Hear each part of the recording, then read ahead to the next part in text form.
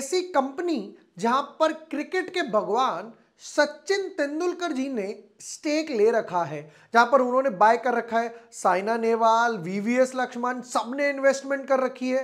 क्या हमें भी इन्वेस्टमेंट करनी है या नहीं करनी है, यह तो एनालिसिस से पता लग जाएगा।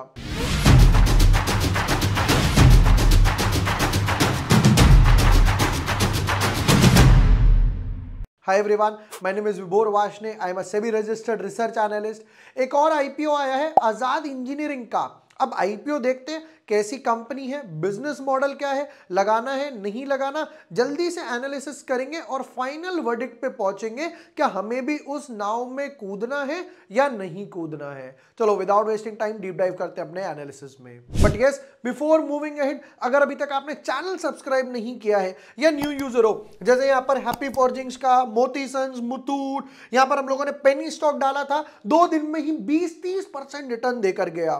फिर उसके बाद आइनॉक्स के आईपीओ का एनालिसिस, डोम्स, फिर उसके बाद इंडियन शेल्टर, ये वो जितने एनालिसिस वगैरह बनते हैं हम लोग यहां पर डालते रहते हैं।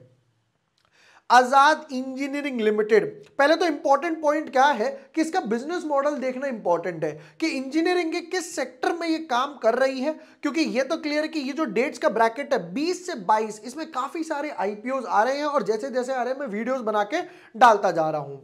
स्टार्ट करते हैं।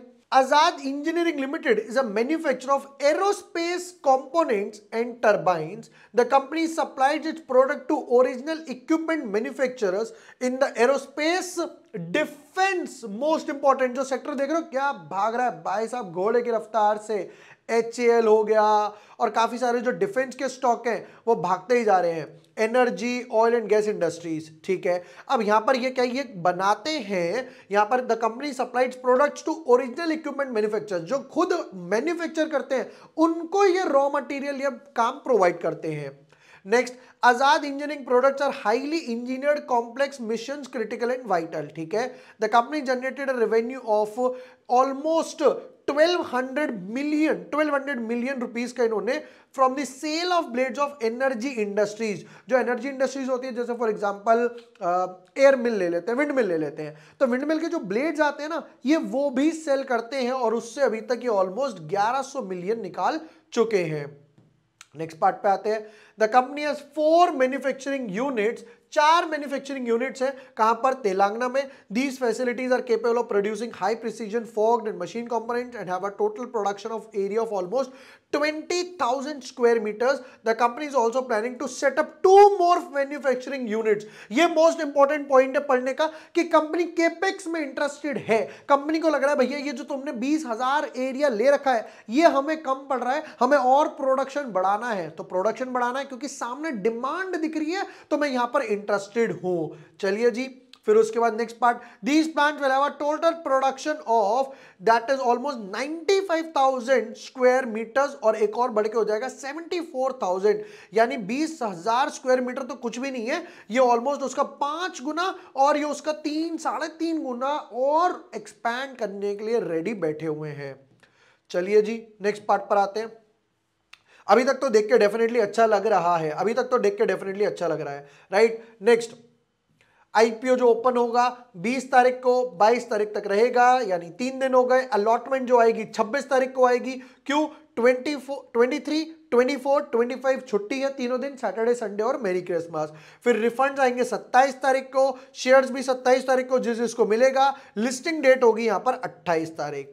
नेक्स्ट पार्ट पर आते हैं। फेस वैल्यू 2 रुपए, फेस वैल्यू 2 रुपए, ये सिर्फ बताता है लिक्विडिटी बढ़ी है और कोई मेजर इंपैक्ट नहीं है। प्राइस बैंड 499 टू 524, हम लगाएंगे 524 वाले बैंड पे। 28 शेयर्स का यहां पर एक लॉट इन्होंने बनाया है।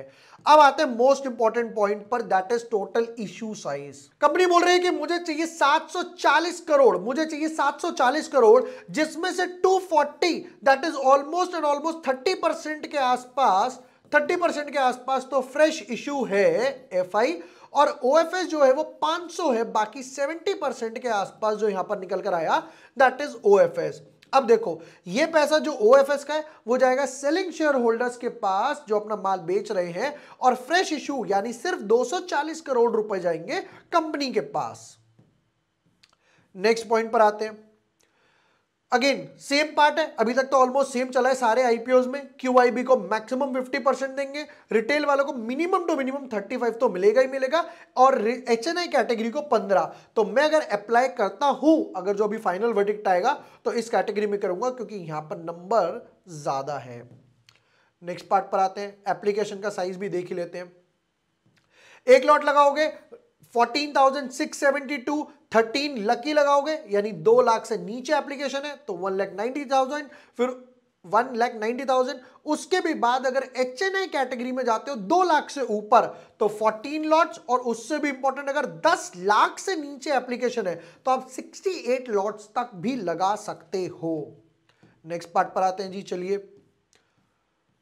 Promoter of the company Rakesh Chopra अभी तक लेके बैठे हुए 78%। इसके बाद यहां पर अभी भी क्वेश्चन मार्क है। आगे बढ़ने से पहले जरा ये देखते हैं फिगर, क्या क्या नाम सामने आ रहा है जरा देखिएगा। 6 मार्च को, इसको इधर करते हैं, 6 मार्च को राकेश चोपड़ा जो इनके प्रमोटर हैं उन्होंने बेचा, और खरीदा किसने? सचिन तेंदुलकर ने। नंबर ऑफ इक्विटी शेयर्स कितना है? 4 लाख शेयर्स है, ठीक है। किस भाव पे? यहां पर 114 रुपए के भाव पर है। हमें इतना महंगा क्यों दे रहे हो भैया? फिर उसके बाद यहां पे नाम सामने किसका आ गया? ये आ गया वीवीएस लक्ष्मण। इन्होंने कितने में खरीदा? इन्होंने 228 रुपए पे खरीदा।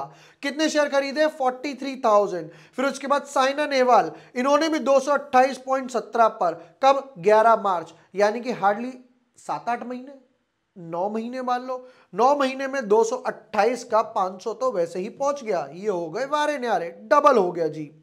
चलिए नेक्स्ट पार्ट पर वापस आ जाते हैं कि एक बार फाइनेंशियल्स पे नजर मारते हैं कि फाइनेंशियल्स क्या कह रही है कंपनी की। फुल ईयर, हाफ ईयर, तो मल्टीप्लाई बाय 2 कर देते हैं अभी एज अ टेम्पररी इक्विवेलेंट बनाने के लिए।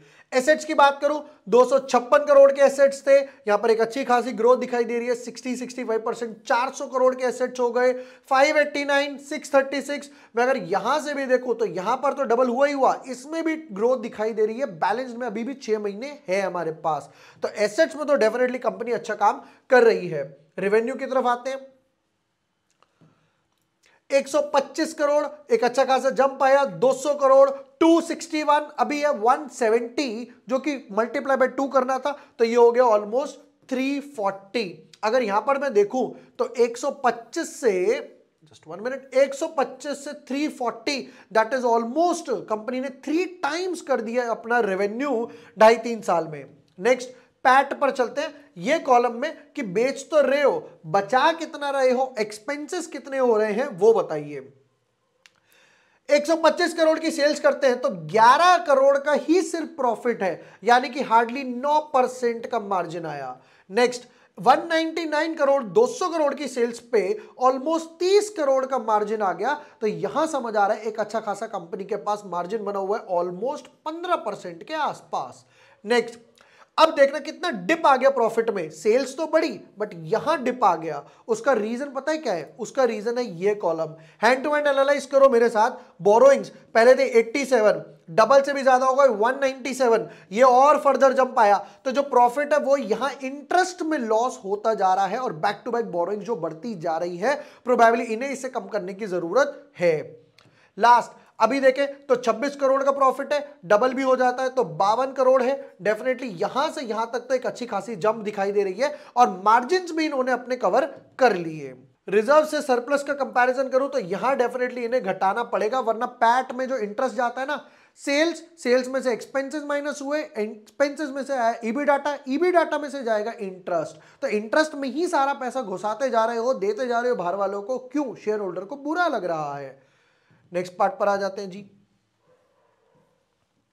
पी रेशियो रियली 292, सच में या गलत है? आई बीइंग वेरी ऑनेस्ट, मुझे नहीं पता। अगर 292 है तो डेफिनेटली बहुत बहुत हाई पी रेशियो है। रिटर्न ऑन कैपिटल एम्प्लॉयड समझ आता है 13% is good. Debt to equity ये 1 से ज्यादा हो गया, इस पर तो हम ऑलरेडी डिस्कस कर चुके हैं, इस पर इन्होंने काम करना पड़ेगा। नेक्स्ट पार्ट पर आते हैं, ऑब्जेक्टिव्स किस किस लिए? फंडिंग केपेक्स जो ऑलरेडी इन्हें 2 लगानी है, एक 95,000 स्क्वायर मीटर्स की, एक 75 की, अच्छी बात है केपेक्स कर रहे हो। रीपेमेंट और प्रीपेमेंट इन फुल और बोरिंग्स, फुल तो डेफिनेटली नहीं हो सकता। क्यों नहीं हो सकता यहां पर समझना जरा, लॉजिक क्या है, कंपनी क्या बोल रही है? कंपनी के पास बोरिंग यहां पर दिख रही है 324 करोड़ की, राइट? और आप सिर्फ यहां पर फ्रेश इशू कर रहे हो 240 करोड़ का। 240 में से आप कम और लैंड भी एक्वायर कर लोगे, आप यहां पर क्या कहते हैं डेट पूरा तो नहीं जा सकता, वो हाफ या पोर्शन में डेफिनेटली जा सकता है। आ जाते हैं जी फाइनल वर्डिक्ट पर। प्राइस बैंड 524 था अब की बार, प्राइस बैंड 524 रुपए पर share, over subscription, listing gain. Definitely कुछ लोग तो सचिन तेंदुलकर, वीवीएस लक्ष्मण, साइना नेहवाल की सेलिब्रिटीज का नाम देख के ही लगाने वाले हैं, राइट।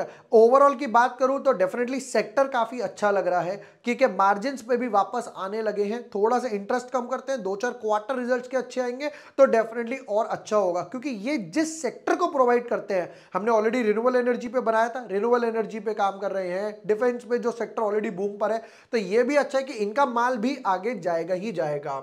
ओवर सब्सक्रिप्शन की बात करूं तो यहां पर समवट अराउंड, क्योंकि इतने सारे आईपीओज आ रहे हैं तो ऊपर नीचे तो डेफिनेटली होगा, फिर भी मैं 60 टाइम्स के आसपास ओवर सब्सक्रिप्शन यहां पर एक्सपेक्ट कर रहा हूं। और लिस्टिंग गेन की बात करूं तो 50 to 70% के आसपास लिस्टिंग गेन में एक्सपेक्ट कर रहा हूं, तो मैं definitely multiple demat account, multiple pan account से अप्लाई करने वाला हूं। ये थे आईपीओ एनालिसिस। वीडियो पसंद आया हो share with your friends, like and subscribe. और भी जो वीडियोस आएंगे और भी जो आईपीओज आ रहे हैं उनके भी मैं डेफिनेटली वीडियोस या सिनॉप्सिस वगैरह पोस्ट करता रहूंगा। Thank you for watching the video, lots of love.